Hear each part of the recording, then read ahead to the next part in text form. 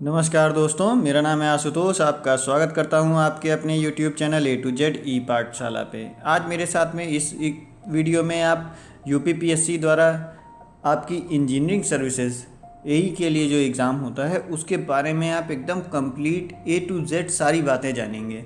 इसमें मैं आपको सारे cut off, pattern, syllabus, books और साथ में पुराने कट ऑफ, उसके बाद में आपका जो स्ट्रेटजी 100% सफलता के लिए आपके लिए ज़रूरी है वो स्ट्रेटजी भी आपको इसमें मैं बताऊंगा। तो इस वीडियो को एकदम ज़रा सा भी स्किप नहीं करिएगा। लेकिन अगर आप पर्टिकुलर कोई चीज़ देखने ही आए हैं कि नहीं मुझे सिर्फ बुक जाननी है तो आप बढ़ा बढ़ा के देख सकते हैं, अपना ज़रा सा भी टाइम वेस्ट मत करिएगा, ठीक। लेकिन जिन्हें पूरा एकदम कंप्लीट जानना है तो वो एकदम बिल्कुल स्किप ना करें, वो एकदम सारी चीज़ें एक एक चीज़ A to Z सब चीज़ों को देखें स्टार्टिंग से लेकर के लास्ट तक, ठीक। तो फिर शुरू करते हैं हम आज का अपना वीडियो। जैसे हम हमेशा शुरू करते हैं अपनी एक अच्छी सी कोट के साथ में, वैसे ही इसके साथ इसको भी शुरू करेंगे। सफलता का कोई मंत्र नहीं है, यह तो सिर्फ परिश्रम का फल है। बस एकदम ये सच्चाई है। आपको कोई कुछ भी कहे दुनिया में कि ये कर लो, वो कर लो, ये कर लो, वो कर लो, कुछ भी नहीं होता। सिर्फ ये जान लीजिए कि आपकी सफलता सिर्फ और सिर्फ आपकी मेहनत पर डिपेंड करती है कि आपने कितनी मेहनत की है। आप किसी की कोई भी बात सुन लीजिए, उसने अगर छोटे बचपन पे मेहनत की है तो उसको आज नहीं मेहनत करनी पड़ेगी। लेकिन जिसने छोटे पर मेहनत की हुई है, हर एक चीज़ को, एक एक टॉपिक को उसने बहुत अच्छे से रट रखा है, तो उसको आज नहीं कम मेहनत करनी पड़ेगी। लेकिन वो कहे कि हाँ हमने मेहनत नहीं की, तो ये एकदम सरासर गलत है। आप सक्सेस एकदम छोटे छोटे पॉइंट से एक एक स्टेप आगे बढ़ते हैं और फिर आपके लास्ट में जा कर के आपको सक्सेस दिखाई देती है। इस बात को याद रखिएगा हमेशा। कोई भी शॉर्टकट नहीं है, आपको भी उतनी ही मेहनत करनी पड़ेगी जितनी दूसरे ने की है, तभी आप सक्सेस हो सकते हैं। इस बात को हमेशा गांठ बांध करके रख लीजिएगा। चलिए शुरू करते हैं। हम इस वीडियो में क्या क्या चीज़ें जानेंगे। सबसे पहले हम जानेंगे इस वीडियो में वैकेंसी, फिर उसके बाद exam pattern, previous year exam कब कब हुए ये जानेंगे, फिर उस टोटल आपका सिलेबस क्या है वो जानेंगे। फिर आगे हम बढ़ेंगे तो कट ऑफ जानेंगे 2011, 13, 2019 का। फिर हमें आपको बताएंगे बुक्स, इंपॉर्टेंट बुक्स जो हैं जो आपके पास होनी ज़रूरी हैं। फिर कंप्लीट एनालिसिस करेंगे आपका एग्ज़ाम का कि क्या किस हिसाब से आपको पढ़ना है, क्या चीज़ें होती हैं, सब चीज़ एकदम कंप्लीट एनालिसिस होगा जिसको आपको ज़रूर देखना चाहिए। और उसके बाद स्ट्रेटजी तो आप एक एक पॉइंट सुनिएगा भी ध्यान से, अपने पास नोट भी कर लीजिएगा। ये आपका बहुत ही ज़्यादा एक्सपीरियंस के बेस पे मैं बात बता रहा हूँ, क्योंकि बहुत दिन से सारे एग्ज़ाम दिए हैं मैंने, बहुत से क्वालिफाई भी किए हैं। पूरे एग्ज़ाम क्वालिफाई करने के बाद और ये सब चीज़ करने के बाद में जो एक्सपीरियंस है उसका निचोड़ मैं आपको इसमें बताऊँगा कि जो जो मैंने गलतियाँ की वो आप गलतियाँ ना करें, और सब चीज़ आपको क्या करना चाहिए क्या नहीं, जो सारी चीज़ें हैं वो आपको हम बताएंगे कि हमने कहीं से बिना कोचिंग आप किए कैसे एग्ज़ाम क्वालिफाई करेंगे, आपको किस तरह से मेहनत करनी पड़ेगी, वो सारी चीज़ें आपको इसमें हम बताएंगे। और फिर आगे हम एक्सपेक्टेड कट ऑफ भी बताएंगे। फिर जो है आपका जब सिलेक्शन हो जाएगा तो आपको कितनी सैलरी मिलेगी, कैसे प्रमोशन होगा, इन सारी बातों पर हम इस वीडियो में एकदम अच्छे से डिटेल में चर्चा करेंगे। तो इसको भगाइएगा नहीं, देखिएगा, एक एक बात को जानिएगा। सबसे पहले हम जानते हैं वैकेंसी डिटेल्स। हमारी वैकेंसी कितनी कितनी निकली हुई हैं टोटल। देखिए टोटल वैकेंसी हमारी जो हैं वो अलग अलग हैं। सिविल के लिए देखिए यहाँ पर है पीडब्ल्यूडी में इलेक्ट्रिकल और मैकेनिकल के लिए। फिर यहाँ पर हाउसिंग एंड अर्बन प्लानिंग में 21 पोस्ट हैं सिविल के लिए। फिर 14 पोस्ट हैं नगर विकास में सिविल, इलेक्ट्रिकल, मैकेनिकल के लिए। इस तरह से मिला करके आपकी सारी जो है मिला जुला करके आपकी बनती हैं टोटल 271 पोस्ट हैं, प्लस स्पेशल रिक्रूटमेंट में 10 सीटें और भी हैं जो सिविल की हैं, एससी और ओबीसी के लिए हैं, खाली ये रिजर्व, ठीक। तो इस तरह से ये टोटल पोस्टें आपकी कितनी हो गई, 271 पोस्ट हैं इसमें आपकी, जो इस वैकेंसी के थ्रू भरी जानी है। अच्छी खासी वैकेंसी है एई के लिए, नहीं तो एई के लिए तो सालों साल सूखा ही पड़ा रहता है, ठीक। तो फिर ये जो है आपके लिए बहुत ही अच्छी वैकेंसी है। पूरी तैयारी आपको इसमें जान झोंक देनी है आपको एग्ज़ाम में सेलेक्ट होने के लिए। अब आगे बढ़ते हैं तो हम जानेंगे एग्ज़ाम का पैटर्न कैसा है, एग्ज़ाम में कैसा पैटर्न आएगा, क्या क्या चीज़ें होंगी, वो सारी चीज़ें हम इसमें जानेंगे। देखिए एग्ज़ाम में पहला पेपर होगा और दूसरा पेपर होगा। दोनों पेपर आपके ऑब्जेक्टिव होंगे, कोई भी सब्जेक्टिव पेपर इसमें नहीं होता। ये एक बहुत ही अच्छी बात है। इसमें आपको इसी तरह से उसी तरह का अप्रोच रखना पड़ता है जैसे इसमें ऑब्जेक्टिव पेपर है। जहाँ सब्जेक्टिव होता है तो उसका सब्जेक्टिव वाला अप्रोच दूसरी तरीके से होता है, आपको दूसरी तरह तैयारी करनी होगी।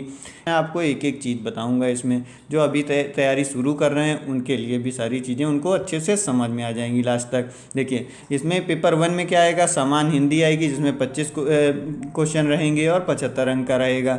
और उसके बाद में आपका आएगा क्या, उसमें ही दूसरा पार्ट होगा जिसमें आपका मुख्य विषय होगा, चाहे इलेक्ट्रिकल इंजीनियरिंग हो, कृषि हो, एग्रीकल्चर, केमिकल और सिविल मैकेनिकल कोई भी हो आपकी, वो 100 क्वेश्चन होंगे। उसमें 300 नंबर का होगा। टोटल पहला पेपर आपका 2.5 घंटे का और 375 नंबर का होगा। दूसरा पेपर जो होगा आपका वो भी उसी दिन हो जाता है, बहुत ही अच्छा है, झंझट खत्म हो जाता है। उसी दिन पेपर होगा आपका। उसमें क्या आएगा, सामान्य अध्ययन आएगा सेकंड शिफ्ट में। फिर उसके बाद में 2.5 घंटे का पेपर होगा। 25 क्वेश्चन इसमें सामान्य ज्ञान के रहेंगे आपके और 100 क्वेश्चन आपको मिलेंगे जो आपके रहेंगे आपके टेक्निकल से, चाहे कोई भी आपकी ब्रांच हो उससे आपके ये क्वेश्चंस रहेंगे। टोटल ये भी आएगा 375 नंबर का। फिर उसके बाद में इसमें साक्षात्कार भी है, क्योंकि गजेस्टेड ऑफिसर है आप, ग्रुप बी में आएंगे तो इसमें साक्षात्कार होगा आपका 100 नंबर का साक्षात्कार। टोटल मिला करके आपके बनते हैं 850 अंक। 850 अंक में जितने अच्छे आप ज़्यादा से ज़्यादा मार्क्स लाएंगे उतने ही आपके सिलेक्शन होने के चांसेस भी बढ़ जाएंगे। चलिए देखेंगे, आप आगे बढ़ते हैं। आगे हमारा आता है प्रीवियस एग्ज़ाम। प्रीवियस ये एग्ज़ाम इसके जो हुए हैं, देखिए 2011 में हुआ। ये जब वैकेंसी निकली है तब की बात बता रहे हैं, इनकी ज्वाइनिंग तो बहुत बाद में हुई है। तो ये जो है इसमें जैसे ज्वाइनिंग इसकी 2019 वाले की ज्वाइनिंग अभी तक नहीं हुई है, ज्वाइनिंग अभी कंप्लीट नहीं हुई है इसकी, ठीक। अभी इंतज़ार कर रहे हैं सब लोग फाइनल ज्वाइनिंग का इसका। फिर उसके बाद में 2013 की आपकी ज्वाइनिंग हुई थी, 2019 में जा कर के अक्टूबर या नवंबर ऐसे ही जा कर के इनकी ज्वाइनिंग हुई थी, ठीक। नवंबर ये 2019 में हुई इनकी 2013 वालों की ज्वाइनिंग। फिर 2011 वालों की ज्वाइनिंग जो है, शायद ये ज्वाइनिंग हुई थी इनकी 14 या 15 में हुई थी। तो ये जब वैकेंसी निकली है तब का मैं बता रहा हूँ कि ये 2011 की वैकेंसी, 2013 की वैकेंसी, फिर 2019 की। देखिए एकदम ऐसा नहीं है कि हर साल ये एग्ज़ाम होता रहता है। अब इसके बाद में कब आया, 2021 में आया, ठीक। तो हर हमेशा नहीं एग्ज़ाम होता है इसका, साल 2 साल 3 साल 4 साल कभी भी आपका गैप पर होता रहेगा। फिर इधर 2009 में भी हुआ था एक बार एग्ज़ाम, ठीक। तो इस तरह से आपके एग्ज़ाम इसके तुरंत नहीं, आपको काफ़ी इंतज़ार करना पड़ता है। इसलिए अगर आपके पास अभी मौका तुरंत है, आप पास आउट हुए हैं, तो भी आपको इसके लिए तैयारी करनी चाहिए एकदम बढ़िया से। आपके पास बहुत अच्छा मौका है। एक ये वाला एग्ज़ाम दे रहे हैं जिन्होंने इलेक्ट्रिकल से कर रखा है उनके लिए यूपीपीसीएल की वैकेंसी आने वाली है। साथ में इधर टीचिंग वाली वैकेंसी जो आई हुई हैं वो तो आप जानते ही हैं, 1300 पोस्ट के लमसम में वो आ रखी है। 1307 पोस्ट हैं जिसमें टीचर की वैकेंसी वो भी यूपीपीएससी ने ही पॉलिटेक्निक के लिए निकाल रखी हैं। उनके बारे में भी मैंने बता रखा है एक वीडियो में, उसमें भी आप उसके बारे में अच्छे से जान सकते हैं। तो ये आ रखी हैं वैकेंसी, तो ये हो गई, ठीक। तो इस तरह से इसके एग्ज़ाम्स इतनी देर में हुए हैं। फिर आगे बढ़ते हैं, आगे जानेंगे सिलेबस। देखिए सिलेबस तो पहली बात हिंदी का सिलेबस देखिए क्या है, और जनरल नॉलेज का सिलेबस क्या है। हिंदी का पाठ्यक्रम इस प्रकार बनाया जाएगा ताकि उम्मीदवार को हिंदी भाषा की समझ और शब्दों के कुशल प्रयोग की जांच हो सके। इसका स्तर क्या होगा, हाई स्कूल स्तर का होगा। फिर सामान्य अध्ययन क्या कहता है, सामान्य अध्ययन के प्रश्न जो हैं समसामयिक घटनाओं और ऐसी बातों की उनके वैज्ञानिक पहलुओं पर जानकारी से होगा कि प्रतिदिन अनुभव करते हों, और इतिहास, राजनीति, भूगोल ऐसे प्रश्न सम्मिलित होंगे जिनका उत्तर विशेष ज्ञान के बिना आप दे सकते हो, ठीक। तो ये चीज़ें हैं आपकी जनरल नॉलेज में। इनका भी अभी हम आपको एकदम अच्छे से बताते हैं कि इनके अंदर टॉपिक क्या है, वो उन्होंने इस तरह से लिख दिया है। हम इसको आपको डिटेल में टॉपिक्स भी बताएंगे कि आपको कौन कौन से टॉपिक पढ़ने हैं। आप देखिए सिलेबस आपका जो इंजीनियरिंग का है वो ज़रा जूम करने पर जो है वो बहुत ही ख़राब हुआ जा रहा है। लेकिन इस सिलेबस को आपको सबसे इम्पोर्टेंट काम करना क्या है, जैसे देखिए ये है, ये आपका रहा सिविल इंजीनियरिंग का। इस सिलेबस को आपको कहीं जाकर प्रिंट, आपके पास प्रिंटर है तो आप प्रिंटर से अपने से निकाल लीजिएगा, प्रिंट कर लिखवा लीजिएगा, नहीं तो बाहर से ये आपको सिलेबस निकाल के लाना है किसी भी कीमत पे, ठीक। आपको जाना है और ये सिलेबस ज़रूरी है, बिल्कुल 100% ज़रूरी है, चाहे आपका सिविल हो जिसका मैकेनिकल हो ये वाला निकलवा लेगा, ठीक। मैकेनिकल का पेपर 1 पेपर 2 दोनों निकाल लेगा। फिर आगे आता है इलेक्ट्रिकल का, जिनका इलेक्ट्रिकल है वो इस वाले को भी प्रिंट करके अपने पास रख लेंगे, क्योंकि इसमें आप जो है अगर सागर में डूबना चाहते हैं तो अलग बात है कि हाँ सागर में हम तैरना शुरू कर दें और हमें पता नहीं चले कि किस दिशा में जा रहे हैं, तब आप सिलेबस ना निकालिएगा। आपको अगर चाहिए कि हाँ हमारे पास एक छोटा तालाब हो और उतना ही तालाब आपको पार करना है और पार होके आप सक्सेस हो जाएं, तो इस सिलेबस को निकालिएगा। ये सिलेबस समझ लीजिए छोटा तालाब है। नहीं तो इलेक्ट्रिकल इंजीनियरिंग चाहे मैकेनिकल इंजीनियरिंग हो, आपकी कोई भी हो, वो एक फिर आप कुछ भी उठा के पढ़ते जाइए, वो फिर समुद्र है, कुछ भी पढ़ सकते हैं आप, तो उसको आप नाप नहीं पाएंगे और उसको तैर के पार भी नहीं हो पाएंगे। तो अभी खाली आप छोटे पे भरोसा रखिए, इसका सिलेबस निकाल के लाइए, अपने पास सामने चिपकाइए कि हाँ मुझे ये सब्जेक्ट पढ़ना है, इसमें से ये टॉपिक पढ़ना है, इसमें ये टॉपिक पढ़ना है, इसमें से ये टॉपिक पढ़ना है। जो टॉपिक आप पढ़ लेंगे उसको आप टिक लगाएंगे इस तरह से कि ये वाला टॉपिक मैंने पढ़ लिया, उसके नीचे अंडरलाइन करेंगे। जो जो आपका पढ़ते जाएंगे उसके नीचे ऐसे ऐसे अंडरलाइन करते जाएंगे। जैसे इलेक्ट्रोमैग्नेटिक थ्योरी है, इसमें एनालिसिस और ये सब पढ़ेंगे आप, तो वैसे वैसे ये सारे पे टिक लगाते चले जाएंगे, ठीक। इस तरह से आपको ये पढ़ना है। फिर आगे सबका ऐसे प्रिंट निकाल के रखिएगा, इसमें एक एक टॉपिक हम आपको बताते रहेंगे, तो ये पूरा वीडियो ही इसमें ख़त्म हो जाएगा। फिर आगे नंबर आता है कट ऑफ का। देखिए कट ऑफ आप ढूंढ रहे होंगे जगह जगह पे कि हाँ ये कट ऑफ मिल जाए, वो कट ऑफ मिल जाए, तो हम आपको सारा बता देते हैं। 2011, 13, 2019 सबका कट ऑफ आपको बताते हैं। देखिए ये ऑफिशियल कट ऑफ जारी किया था, 19 का कट ऑफ है, 2019 का ऑफिशियल का कट ऑफ है। इसको देखिए कि क्या क्या कट ऑफ गया था, ठीक। तो एक आइडिया बस एक लगा लीजिए कि लगभग आपको कितने नंबर इसमें लाने पड़ेंगे। देखिए 538 मैक्सिमम नंबर है, 516 मिनिमम नंबर हैं, ठीक, अनारक्षित के लिए, जो कि सिविल का है। फिर उसके बाद में इसी तरह से ये चीज़ को आप देख लीजिएगा, स्क्रीनशॉट ले लीजिए एक बार चाहे तो। इसी तरह से आपका सिविल में ही जो लघु सिंचाई विभाग था उसमें 439 और 439 प्रथम और अंतिम एक ये अनुसूचित जाति का है क्योंकि। फिर उसके बाद में यहाँ पर देखिए ग्रामीण अभियंत्रण सेवा विभाग में जो 5457 है सिविल वाले, उनका क्या है 524 और 509 अनारक्षित का। बाकी सब आप देख लीजिएगा, इसको स्क्रीनशॉट ले लीजिए। फिर आगे बढ़ते हैं तो देखिए पीडब्ल्यूडी का कितना गया था। पीडब्ल्यूडी का गया है 581 अनारक्षित में और 539 जो है अंतिम प्राप्तांक, सबसे कम वाला जो है उसको 539 मिले, उससे ऊपर वाले ही सारे लोग पाए हैं। फिर उसके बाद ईडब्ल्यूएस में 537, 524 नंबर वाले ईडब्ल्यूएस में आए। फिर अनुसूचित जाति जो है 537 से 518, फिर अन्य पिछड़ा वर्ग 538 से 511 के बीच में ये लोग थे, ठीक। इस तरह से हो गया। ये सारे आपके दे रखे हैं, इनका ले लीजिए स्क्रीनशॉट, आराम से देख लीजिएगा, इतना इतना नंबर कट ऑफ जाता है। अब फिर उसके बाद में ये देखिए आगे और सारी वैकेंसी का था, जो जहाँ का भी है सबका, पंचायती राज विभाग, सिंचाई विभाग, नगर विकास विभाग, सबका अलग अलग कट ऑफ जारी हुआ था। लघु सिंचाई विभाग ये सब हो गए आपके, ठीक, ये सबके हो गए, ठीक। सहायक अभियंता विद्युत और यांत्रिक नगर विकास वालों के लिए ये था अनारक्षित 638 और 609 नंबर गया था, ठीक। ये पढ़ते हैं अब आगे हम देखेंगे। ये 2011 का कट ऑफ देखिए जारी किया गया था, 2011 का कट ऑफ है।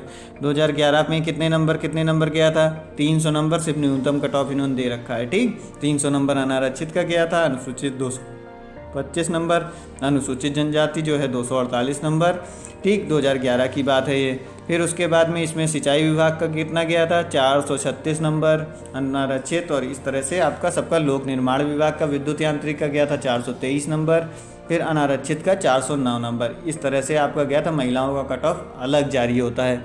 फिर ये रहा आपका 2013 का कट ऑफ। 2013 का कट ऑफ में क्या क्या है, सिविल वालों का देखिए ये गया हुआ है कट ऑफ 558 और 334 मिनिमम। फिर उसके बाद एससी का 515। इस तरह से ये सारे कट ऑफ हैं आपके, इस तरह से ये सब जारी हुए हैं। आप इनको सबको देख लीजिएगा, आपको अच्छे से समझ में आ जाएगा कि देखिए इसमें नंबर जो हम मैक्सिमम इसमें बता रहे हैं कितने नंबर आपको लाने हैं। देखिए 558 है, 334 मिनिमम पे भी अनरिजर्व का सिलेक्शन हुआ था, ठीक, 2013 में। अब आगे बढ़ते हैं। आगे सबसे ज़्यादा इम्पोर्टेंट टफ वाली बात, आपकी बुक्स खोज रहे होंगे कौन कौन सी ढूंढें, कौन सी लें, क्या करें।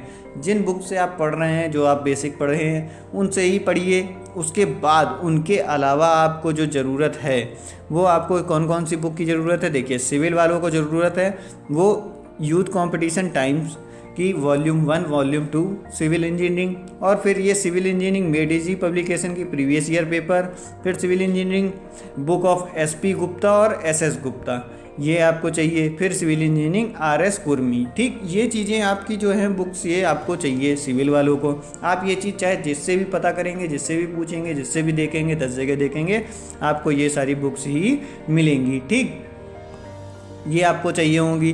फिर उसके बाद मैकेनिकल वालों के लिए भी देखिए क्या है, देखिए यूथ कंपटीशन टाइम्स वाले में क्या होता है, इसमें इन्होंने क्वेश्चन पेपर पुराने ईयर के ही दे रखे हैं, वो आपको चाहिए होगा। अभी स्ट्रेटजी में हम आपको बताएंगे कि कौन कौन सी बुक कैसे इस्तेमाल करनी है। फिर मैकेनिकल इंजीनियरिंग की क्या है, बुक ऑफ RS कुर्मी। फिर उसके बाद objective mechanical engineering GK publication की आपको ये भी बुक चाहिए।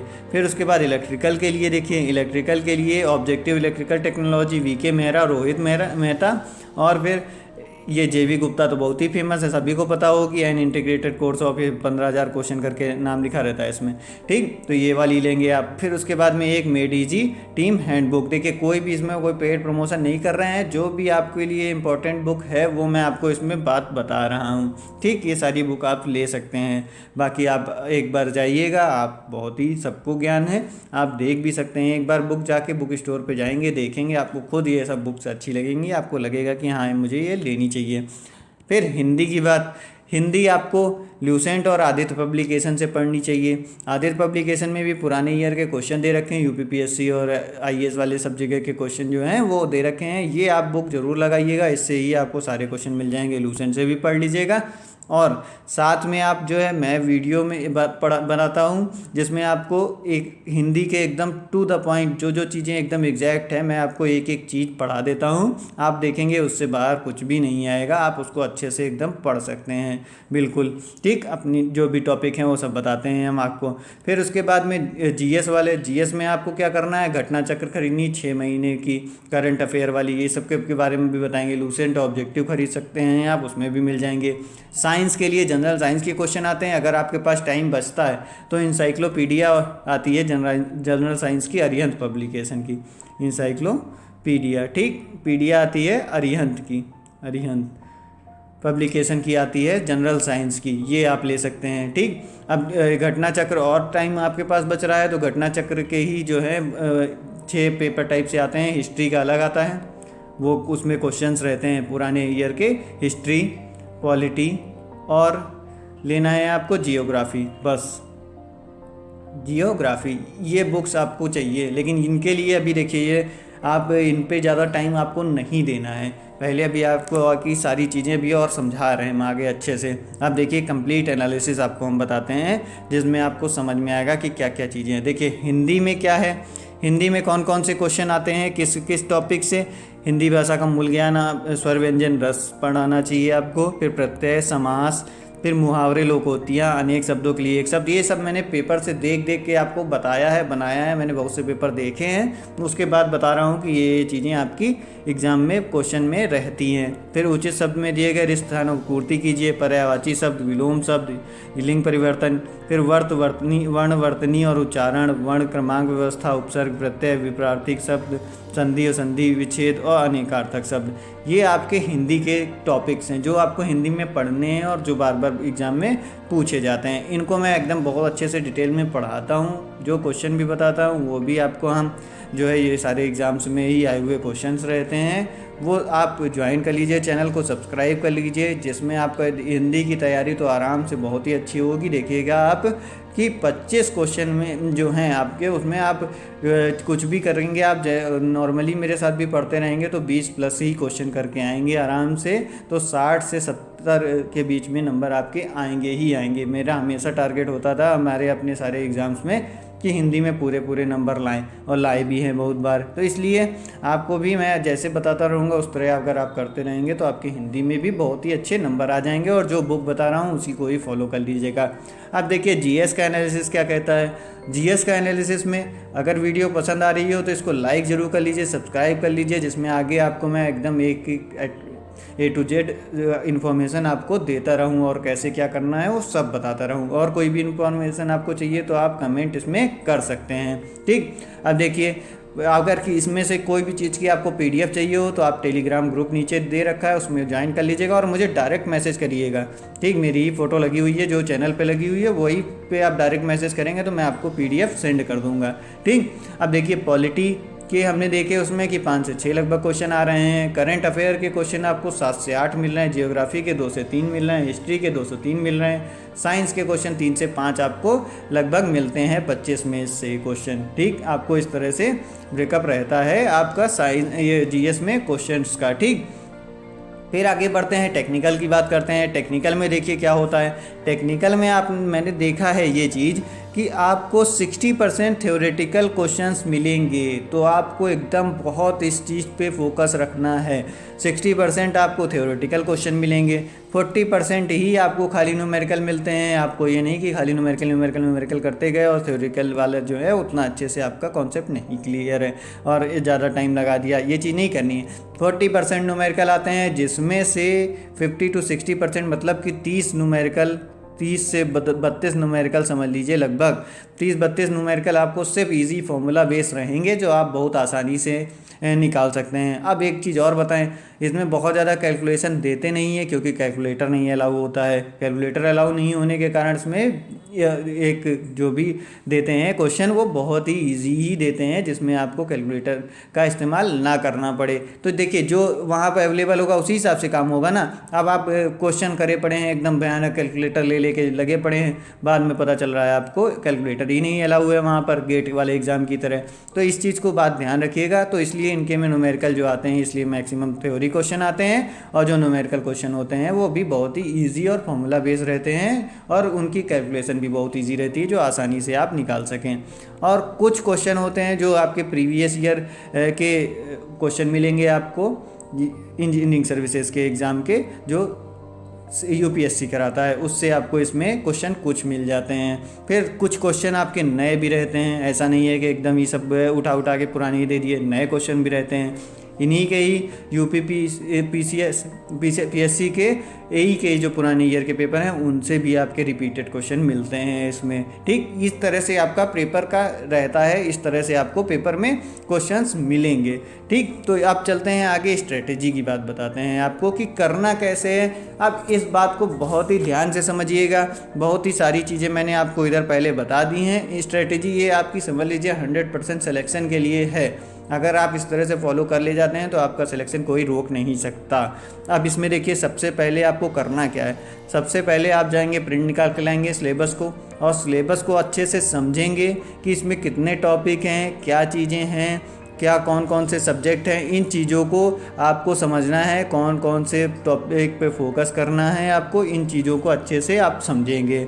फिर दूसरा नंबर होगा आपका क्या, दूसरा नंबर होगा आपको एक स्टडी प्लान के हिसाब से पढ़ना है, टाइम फ्रेम के अंदर पढ़ना है। अभी इसका कोई भी एग्ज़ाम डेट फिक्स नहीं है, तो आपके पास फिर भी आपको मान लीजिए कि हाँ दिसंबर तक का टाइम है, जहाँ तक उम्मीद करता हूँ, क्योंकि अभी तक कैलेंडर में इसकी डेट नहीं दे रखी है। तो जब देंगे तब फिर आपका एग्ज़ाम होगा, तो इसको फिर आप उम्मीद कर सकते हैं कि हाँ शायद दिसंबर में हो या जनवरी में हो या कभी भी। अभी तो इसलिए आप 2 महीने का तो आप बना ही चल सकते हैं कि आप 2 महीने का अपना स्टडी प्लान बना सकते हैं। अब इसमें आपको सिलेबस वाइज पूरा बनाना है, सिलेबस वाइज ही बनाना है आपको, इधर उधर नहीं भटकना है। सिलेबस में जो चीज़ दे रखी है, जो पॉइंट, वही आपको पढ़ना है, उसके अलावा आपको कुछ भी नहीं पढ़ना है। इस हिसाब से आप पढ़ेंगे, ये नहीं कि हम बहुत ज़्यादा पढ़ते जाएं, हम सब पढ़ लेंगे हो जाएगा मेरा, नहीं। आप अगर सिलेबस के हिसाब से ही पढ़ेंगे तभी आपका सिलेक्शन होगा, इस बात को ध्यान रखिएगा, इधर उधर पढ़ते ना रहिएगा। फिर अगला नंबर आता है हिंदी, GS, GK। ये जो है ये भी इम्पॉर्टेंट है। क्यों इम्पॉर्टेंट है? अब की बार उतनी बहुत ज़्यादा वैकेंसी नहीं है कि आपको इसका वेटेज जो है उसको छोड़ दें। ये दोनों जो हैं 75 + 75 नंबर के मिला करके आपके 150 नंबर के बनते हैं, और 150 नंबर बहुत ज़्यादा मैटर करता है कहीं पर भी, किसी के भी सिलेक्शन में। अगर आप इसको पूरी तरह से इग्नोर करके चले जाएंगे तो आपका सिलेक्शन होना मुश्किल ही नहीं, नामुमकिन है। ठीक, बहुत सारे लोग हैं जो इसको पढ़ के जाएंगे, इसको पढ़ के जाएंगे और उसको भी पढ़ के जाएंगे। ठीक, तो उस जगह पर आपको सिलेक्शन लेना है तो आपको सभी चीज़ चीज़ के ऊपर बराबर फोकस करना पड़ेगा, ना ही इस पे ज़्यादा, या तो इस पे ही ज़्यादा ना फोकस करते रहिएगा कि हम हिंदी और जीएस जीके ही पढ़ते रह गए खाली और टेक्निकल अपना नहीं पढ़ पाए, तो वो नहीं करना है। बैलेंस स्टडी करनी है आपको इसके ऊपर भी ध्यान देना है और उसके ऊपर भी ध्यान देना है, दोनों पे ध्यान देना है आपको, कोई भी चीज़ को नहीं छोड़ना है। ठीक, हिंदी जीएस जीके का भी पढ़ना है, ये भी। फिर उसके बाद रूटीन स्टडी प्लान फॉलो करना है आपको 2 से 3 महीने का। पूरा चार्ट बनाइए, बैठ के 1 से 2 दिन लीजिए, जिसमें आपको बनाना है कि मेरा टाइम का ये 1 घंटे मुझे ये पढ़ना है, 1 घंटे मुझे ये पढ़ना है, 1 घंटे ये पढ़ना है, इस डेट में मुझे ये पढ़ना है। इस टाइप से आपका 2 महीने का स्टडी प्लान पूरा कंप्लीट बना होना चाहिए और उसको उसी शेड्यूल को आपको पूरा फॉलो करना है। कब तक? जब तक आपका सिलेक्शन ना हो जाए। ये चीज़ को आप पूरा फॉलो करेंगे, ठीक, एकदम आखिरी तक। इस चीज़ को पहले प्लान बनाइएगा। अब हम इसमें इस तरह से इसलिए नहीं बता रहे हैं एक एक टॉपिक करके, ये आप अपने हिसाब से बनाएंगे। आपको लगेगा कि हाँ ये चीज़ मुझे एकदम नहीं आती, तो उसको थोड़ा सा टाइम देना पड़ेगा। जो चीज़ आपको पहले से थोड़ी आती है तो उसको थोड़ा कम कर टाइम दे सकते हैं। तो इस तरह से ये चीज़ आप अपने हिसाब से बनाएंगे, थोड़ा सा टाइम इसमें आप देंगे तो फिर आपको बहुत ही अच्छा रहेगा। सभी पेपर के लिए आप दोनों पेपर और हिंदी और जीएस जीके के लिए भी इसमें आप पूरा टाइम डालेंगे, एकदम अच्छे से इसको भी देखेंगे। और उसके बाद में बीच बीच में आप इसमें एक चीज़ और भी, ये नहीं कि डायरेक्ट पढ़ते चले जाना है, रिवीजन भी एक बहुत बड़ी इम्पॉर्टेंट चीज़ है। ठीक, तो इसमें आप रिवीजन का भी बीच बीच में टाइम डालेंगे कि हाँ मुझे डेली जो है 1 घंटे आधे घंटे चीज़ों का रिवीजन भी करना है। ये सारी चीज़ को आप फॉलो करेंगे तो आपका आराम से एग्ज़ाम निकलने में कोई भी परेशानी नहीं होगी। ठीक, फिर अब क्या है आगे? प्रैक्टिस। अब देखिए, टाइम आपको पूरा अच्छे से डिवाइड करना है, कहीं पे भी कोई भी चीज़ नहीं करनी है। इसमें टाइम सबके लिए प्रॉपर डिवाइड जरूर कर लीजिएगा और वही फॉलो करते रहिएगा हमेशा। प्रैक्टिस। अब देखिए, जब खूब आपको ये पढ़ना है, पढ़ने के बाद में इसके बाद में आपको इसके क्वेश्चन भी फॉर्मूले लगाने हैं, फॉर्मूले लिख लेने हैं जैसे के, और जो आपको फिर इसके टेस्ट भी देने हैं, मॉक टेस्ट देने हैं। इनको भी आप जैसे एक एक टॉपिक, दोनों तरीके हैं, कुछ लोग पूरा पढ़ लेते हैं और उसके बाद में टेस्ट देते हैं, और कुछ लोग जो हैं वो एक एक टॉपिक पढ़ के उसके टेस्ट देते रहते हैं, क्वेश्चन करते रहते हैं। मुझे ये वाला तरीका पसंद आता है कि एक टॉपिक पढ़ा, मैंने उसके क्वेश्चन किए, कॉन्फिडेंस बिल्डअप हो जाता है उससे। हमें पता रहता है कि हाँ ये हो गया मुझसे, कम से कम हमें, और उसमें जो कमी होती है हम उसको तुरंत ही सुधार लेते हैं। तो ये वाला तरीका। लेकिन अगर आपको वो तरीका पसंद हो तो आप उस तरह से भी कर सकते हैं कि पूरा पढ़ लीजिए, लास्ट में आप फिर उसके बाद में क्वेश्चन करना शुरू करिएगा। ठीक, उसके प्रैक्टिस सेट्स करना शुरू करिएगा। फिर आपको करना क्या है बाद में? आपको करना है बाद में प्रीवियस ईयर क्वेश्चंस सॉल्व करने हैं। प्रीवियस ईयर क्वेश्चन सॉल्व करने हैं, ये ध्यान रखिएगा। पूरे टाइम स्लॉट में करना है। जैसे 2.5 घंटे का पेपर है तो उसको 2.5 घंटे में ही आप देंगे। जब दे लेंगे पेपर तो उसके बाद में आपको क्या करना रहेगा? उसमें चेक करना रहेगा मेरे कितने गलत हुए क्वेश्चन, जो गलत हुए, जो पॉइंट गलत हुए हैं उनको आपको फिर से रिवीजन करना रहेगा, पढ़ना रहेगा प्रीवियस ईयर क्वेश्चन को। ठीक, ये तो नॉर्मली कोई भी मॉक टेस्ट दे सकते थे। फिर उसके बाद में आप प्रीवियस ईयर क्वेश्चन करना शुरू करेंगे। ये तो आप अपनी बुक से कर सकते हैं, JB गुप्ता जिसके पास है वो उनसे सबसे भी किसी से भी कर सकते हैं। ठीक, या फिर यूथ कंपटीशन वाली अगर बुक लेके आते हैं आप तो फिर उससे भी कर सकते हैं, उसमें भी इजी क्वेश्चन दे रखे हैं। फिर उसके बाद में सबसे बड़ी एक और इम्पॉर्टेंट बात बता देते हैं आपको, इम्पॉर्टेंट पॉइंट जो हैं वो। अब बहुत सारे लोग क्या करेंगे, सब कुछ तो ये कर लिया, ठीक, टाइम मैनेजमेंट करेंगे। अब इसमें जो आप इससे और बाद में जब ये वाले क्वेश्चन करेंगे और मॉक टेस्ट करेंगे उसमें आप टाइम मैनेजमेंट के हिसाब से ही पूरा करेंगे और ज़्यादा से ज़्यादा क्वेश्चन अटैम्प्ट करने की कोशिश करेंगे कि हम ज़्यादा से ज़्यादा क्वेश्चन करें। जो हमारे गलत हो रहे हैं वो पता है, पूरे के पूरे ही क्वेश्चन करिएगा। हमारा तो मानना है ज़्यादा से ज़्यादा नहीं, लेकिन 2.5 घंटे में आप मैक्सिमम से मैक्सिमम करने की कोशिश करिए कि आप पूरे क्वेश्चन कर पाएँ। ठीक, फिर अब इम्पॉर्टेंट पॉइंट आपको बताते हैं। इम्पॉर्टेंट पॉइंट जो है वो समझिए सबसे पहले कि आप अपनी स्टडी स्टार्ट करिएगा तो इसमें आपको सबसे पहले स्टार्ट जो करना है उसमें करना है ईजी वाले से। जो आपको आता है वो चीज़ को आपको पढ़ना शुरू करना है सबसे पहले। फिर जो उसको आपको थोड़ा एवरेज में आता है उसको पढ़ना है। फिर उसके बाद में जो आपका डिफ़िकल्ट वाला है वो चीज़ें पढ़नी है। इस तरह से आपको अपना स्टडी प्लान बनाना है। मतलब उसमें जो भी सब्जेक्ट आपको अगर अच्छे से आता है तो उसको सबसे पहले अपने प्लान में डाल लीजिएगा कि हाँ ये वाला हम सबसे पहले ख़त्म करेंगे।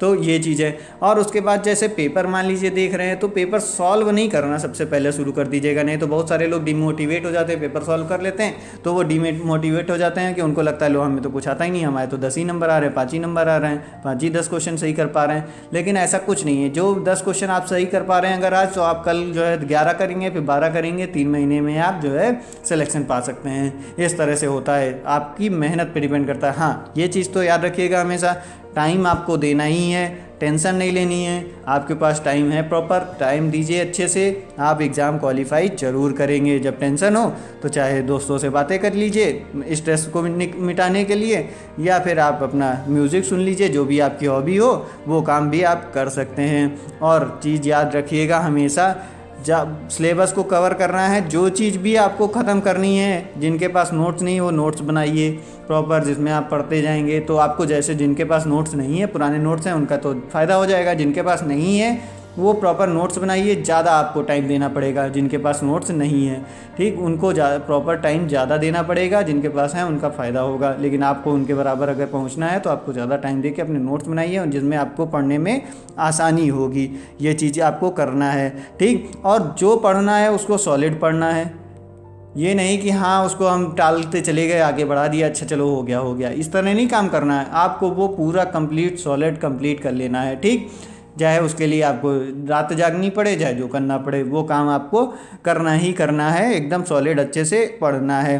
फिर आगे बढ़ते हैं तो मॉक टेस्ट देने का तरीका हम आपको बता दें, ठीक। मॉक टेस्ट देने के लिए आपको क्या करना है, पूरा मॉक टेस्ट जो है वो आप देंगे, ठीक। मॉक्स जो हैं वो आप पूरा देंगे। अब उसके बाद में आप देखेंगे कि कौन कौन सा आपका गलत हुआ है, वो जो गलत हो गया है उसके बाद में उसको पढ़ना है आपको, जो पता चलेगा कि ये जो टॉपिक मेरा गलत हुआ है उसको पढ़ना रहेगा आपको। फिर उसको पढ़ लेंगे तो वो आपका सही हो जाएगा। यूपीपीएससी यही के सब मॉक टेस्ट दीजिएगा, ठीक। हर बार इंक्रीज़ करिएगा नंबर कि हाँ हम ज़्यादा से ज़्यादा क्वेश्चन को अटैम्प्ट कर सकें, कि हाँ ये भी सारे क्वेश्चन मैक्सिमम, और टाइम रिड्यूस करने की अपनी पूरी कोशिश करिएगा कि हाँ कितना टाइम आप रिड्यूस कर सकते हैं, ठीक।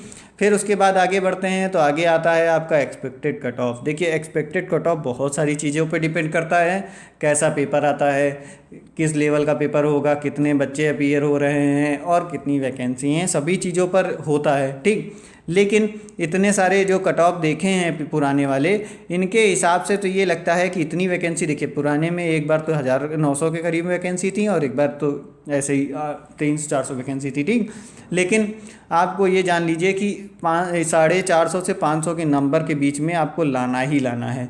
450 से 500 के बीच में आप नंबर लाइए, फिर प्लस आपका वो हो जाएगा 100 नंबर का क्या कहते हैं इंटरव्यू हो जाएगा। सब मिला जुला के आपके अच्छे नंबर बन जाएंगे, तो उम्मीद कर सकते हुए आप कि हाँ आपका फाइनल सिलेक्शन हो जाएगा। लेकिन इतने नंबर तो लाने ही पड़ेंगे क्योंकि वैकेंसी के हिसाब से आपको हम बता रहे हैं, ठीक। इसमें कोई भी लापरवाही नहीं, इससे ज़्यादा ही लाइए, इससे कम लाने की कोशिश मत करिएगा कि इससे कम आए हम आए तो भी चल जाएगा काम। मुझे तो उम्मीद नहीं लगती कि आपका कम चलेगा, इससे ऊपर ही आपको नंबर लाने पड़ेंगे। और जिनके अभी नहीं कुछ भी आता है वो भी घबराने की उनको भी ज़रूरत नहीं है, उनको मेहनत करने की ज़रूरत है। उनके पास बहुत ही अच्छा खासा टाइम है, वो अपना मेहनत करें, बैठें, ज़्यादा से ज़्यादा टाइम दें अपना पढ़ाई को, ठीक, बिना टेंशन लिए, तो उनका भी जो है ये आराम से क्लियर हो जाएगा एग्ज़ाम। फिर देखिए सुनहरे पल जो हैं आपके। अब एक चीज़ और भी जान लीजिए, हाँ अगर टेस्ट सीरीज़ मान लीजिए लेनी है तो ये भी हम प्रमोशन नहीं कर रहे हैं, ये भी हमने जानते हैं, ज़्यादातर सबको ही पता होगा है। मेडिजी कोचिंग की आप टेस्ट सीरीज़ ले सकते हैं या फिर टेक्स्ट बुक, इस दोनों में से किसी की भी आप टेस्ट सीरीज़ ले सकते हैं। लेकिन अभी पहले पढ़िए, बाद में टेस्ट सीरीज़ ले लीजिएगा, ठीक। और जो आपको जब ये सारी चीज़ें हो जाएंगी तब आपको एक ये जो हमने बताया कि ईएसई वाले आते हैं, इंजीनियरिंग सर्विसेज एग्ज़ाम वाले, आपके प्रीवियस ईयर क्वेश्चन आते हैं, उनको सॉल्व करना है। जब उधर के आप क्वेश्चन यूपीपीएससी एई वाले कर लेंगे, एई वाले, फिर उसके बाद में आपको ये भी क्वेश्चन सॉल्व करने हैं, जिसमें बहुत ज़्यादा टफ नहीं, इजी इसके क्वेश्चन जो हैं सॉल्व करने हैं, क्योंकि कुछ क्वेश्चन इससे भी आ जाते हैं, तो ये भी सॉल्व करना है। लेकिन जितना होता जाए मैक्सिमम उतना फिर आगे बढ़ते जाएंगे, ठीक। और इसमें एकदम इम्पॉर्टेंट बात यही है कि हमेशा आपको कॉन्सेप्ट पे फोकस रखना है। कॉन्सेप्ट आपका अच्छा होगा तो ये एकदम ज़रूरी है। जानते हैं क्या होता है, बहुत सारे लोग क्वेश्चन तो ये पुराने वाले बहुत सॉल्व कर लेते हैं, यूपीपीएससी के भी कर लेंगे, यहाँ के भी कर लेंगे, वहाँ के कर लेंगे, ये क्वेश्चन भी उनको रट जाते हैं, ये रट भी जाएंगे उनको क्वेश्चन। लेकिन होगा क्या लास्ट में होता क्या है, कुछ क्वेश्चन जो है 20 से 25% क्वेश्चन जो नए क्वेश्चन होते हैं फिर वो उनसे सॉल्व नहीं होते, वो उसमें अटक जाते हैं, क्योंकि वो उनका थोड़ा रटाया ज्ञान हो जाता है। इसलिए कॉन्सेप्ट पे ध्यान रखिएगा कि जो भी ये वाले नए क्वेश्चन भी आपके आएँ तो वो भी आप आसानी से इनको भी सॉल्व कर सकें, इसमें भी आपको कोई भी दिक्कतें ना हो। तो यही आपकी मेरिट बढ़ाएगा और यही आपका सिलेक्शन भी कंफर्म करवाएगा इस तरह से। तो इसलिए आप कॉन्सेप्ट पे ज़रूर फोकस रखिएगा, इसमें कोई भी लापरवाही ना बरतिएगा, एकदम बढ़िया से आप दूसरों से तभी आगे बढ़ेंगे। सैलरी जान लेते हैं। सैलरी भैया सुनहरे पल आएंगे, तो फिर इतनी मेहनत करेंगे तो फिर सुनहरे पल भी आपके आएंगे, बहुत ही ज़बरदस्त सैलरी मिलेगी आपको। ये जान लीजिए इस टाइम पे इसकी सैलरी लगभग 70 से 75 हज़ार आपको इन हैंड मिलेगी। और बहुत सारे आपको इसके बाद में बहुत सारी फैसिलिटी भी मिलती हैं, वो तो आप पता ही होगा। ठीक, ग्रुप बी के आप गजेस्टेड ऑफिसर बनेंगे, तो इस तरह से आपको बहुत सारे अच्छी फैसिलिटी भी मिलेंगी और बहुत सारे फ़ायदे रहते हैं। ठीक, फिर अब उसके बाद में देखिए प्रमोशन भी जान लीजिए। आपका सिलेक्शन हो गया, सैलरी इतनी मिलने लगी, कुछ साल काम करेंगे, फिर देखिए ये प्रमोशन का भी आपका क्राइटेरिया है, यही से आप एग्जीक्यूटिव इंजीनियर बनेंगे। ठीक, फिर उसके बाद में सुपरिटेंडिंग इंजीनियर बनेंगे, फिर चीफ इंजीनियर लेवल 2 लेवल 1 बनेंगे, फिर लास्ट में कोई भी डिपार्टमेंट होगा, चाहे पीडब्ल्यूडी में होंगे आप, अगर आपकी एज सही है, सब कुछ सही है और आपका एसीआर बढ़िया सही चलती रही, तो उस जगह पर आपका क्या है, आप इंजीनियर इन चीफ एचओडी के पोस्ट तक भी आप पहुंच सकते हैं। बिल्कुल एई की प्रमोशन जो है यहाँ तक पहुँचता है। ठीक, तो आपके पास बहुत ही अच्छा मौका है, बिल्कुल इसको हाथ से जाने मत दीजिए, एकदम अच्छे से पढ़िए इसको। सब कुछ जो चीज़ें थी मैंने बता दी आपको। अगर फिर भी कोई भी आपको कन्फ्यूजन रहती है तो आप इसमें मैसेज करिएगा, कमेंट करिएगा, या मुझे टेलीग्राम पे आप मैसेज कर सकते हैं, मैं आपका वो जो है ज़रूर आपको सॉल्व करूँगा आपकी प्रॉब्लम को।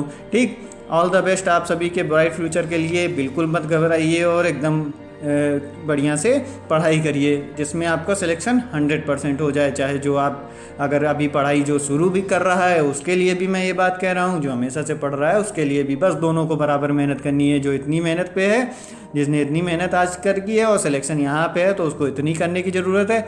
जिसने आज तक में इतनी कर दी है तो उसको इतनी करने की ज़रूरत पड़ेगी।